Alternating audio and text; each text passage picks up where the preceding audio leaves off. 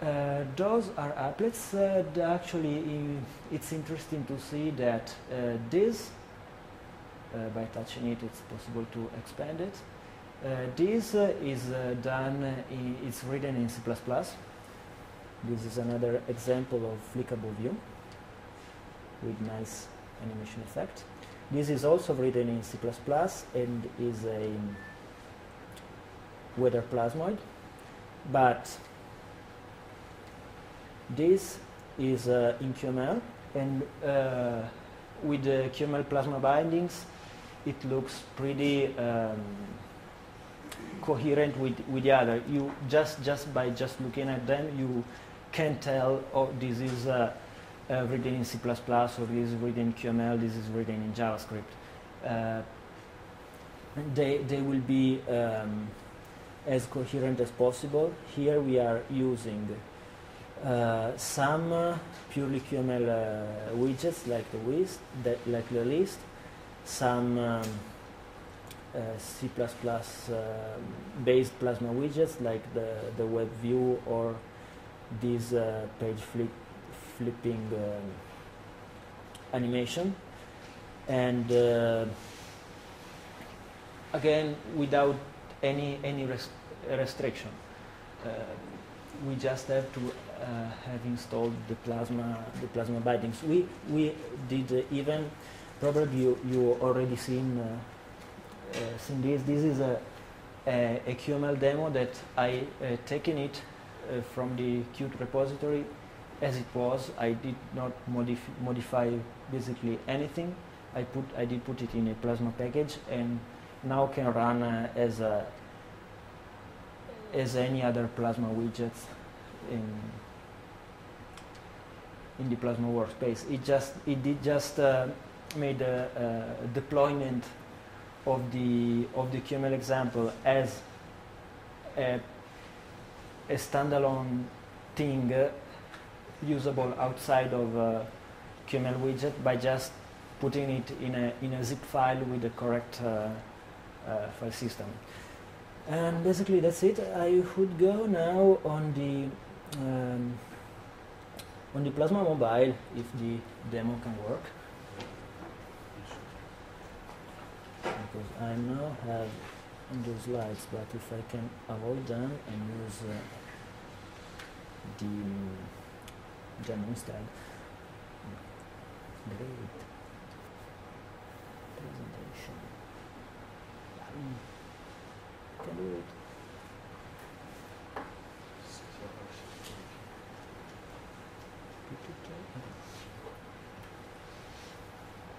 Okay, so we started to imagine what we can do on those new kind of devices, that they are smartphone, but they are now powerful enough, not so powerful, but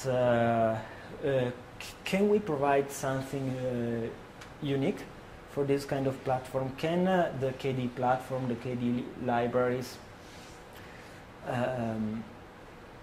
be used there and be useful there? We think so. So we started with what we call build profiles. On those kind of device, we will build a version of the KDE platform that will have just what is needed in this case and nothing more. So also on devices that are powerful, let's say like 10 years ago desktop, we will be okay as disk size, as memory footprint, as CPU footprint. And the first thing that we are trying to do with that is a port of Plasma that is now running for real on this device. We also wanted to do something that was as user experience different enough from basically anything else that is on the mobile phone market today. most of the phone today, what they present to you is basically just the workspace is just a big menu, a big icon grid to launch any application you have installed. But as many with the iPhone can see, after a while, one starts to have like 5, 6, 7, 8 pages of applications, and it becomes really hard to find what you are looking for. And usually you just need a small subset based again on what you are doing now, what is the condition of the network, what you are, what time is it, in brief, your activity. What is your activity in this moment? And with the containment concept, we divided the space on the phone in several activities that it's possible to switch. Like this phone actually can make phone calls, but I won't try now. So it's possible to have widgets. So we can have a quick glance to the information that we could need. For instance, a weather Plasma can be always useful. A newsfeed reader could be always useful, and is actually the same one that I shown you on the netbook. But here is really small and just gives you a quick overview. But if it works,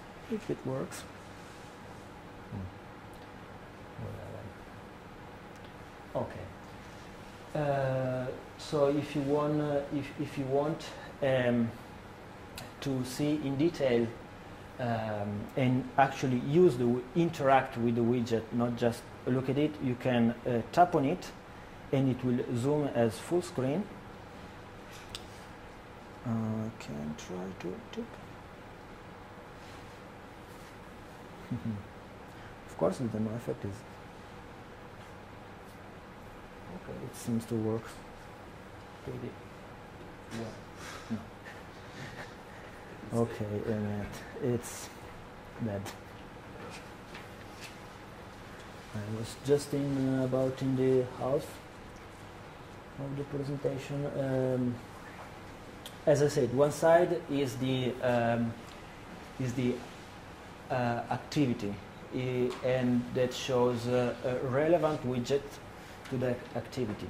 The other side is an icon grid as basically all the other phones, but what is different is that it shows just the applications that are relevant to that activity.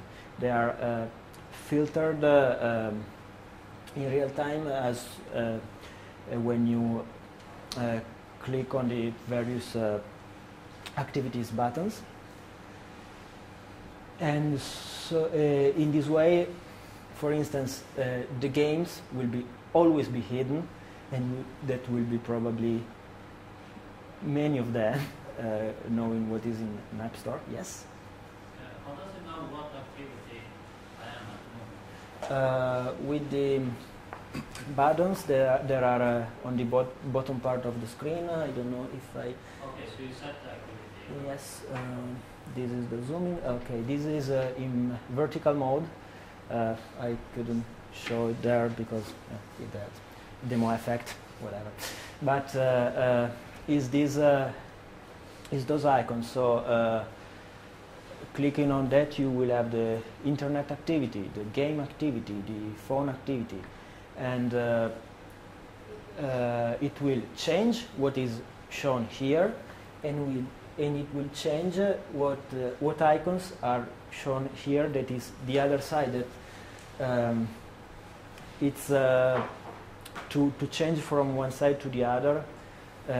One does a kind of vertical swiping gesture on the panel. I would really like to show it, but At the moment, it's not. You said before that this category system in menus is not good. But haven't you just recreated exactly the same? Now you have a, instead of calling it a category, yes, you actually say the activity, difference, but you still have to select the game activity or the yes, browsing activity. It's the same. It's just internet category or a game category. yes, there are two differences. One, we don't never ever have more than one level.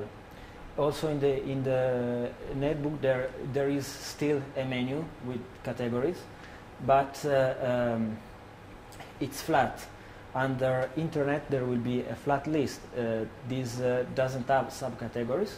The other pretty important difference actually is that in many cases it's really different to decide. It's really difficult to decide what category is this application. Many applications are really ambiguous. So here, since it's done with a query keywords, it can the same application can be on more than one activity if it's relevant in more cases. I hope it did answer. Then, well, as I said, it already supports portrait, landscape, and portrait mode. The containment for the widget will adapt its layout, so they will be disposed in a vertical way instead of a horizontal. Also, the icon, since there would not be space, becomes over 2 lines, and that's basically it. The last example that I wanted to give is the Plasma tablet that I actually have it running.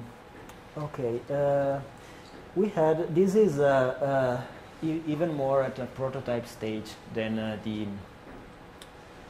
Plasma mobile that I just shown you.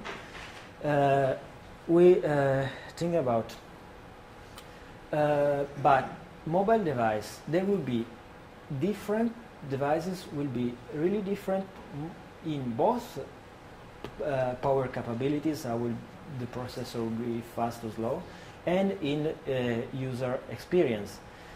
We can have a bigger tablet, we can have a device in between, we can have, oh, I can get back a moment, I can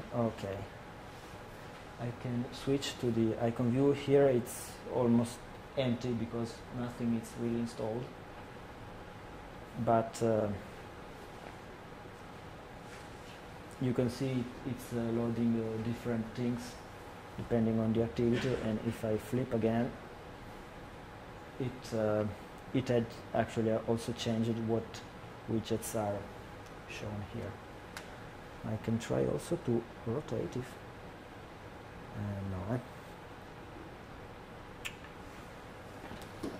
that's okay. I will go on with the rest of the presentation.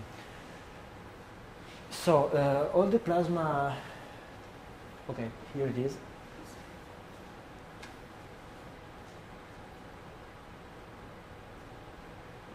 It can freely rotate in any ways. Then, of course, the projector output is not smart enough, so we'll show the thing actually rotated.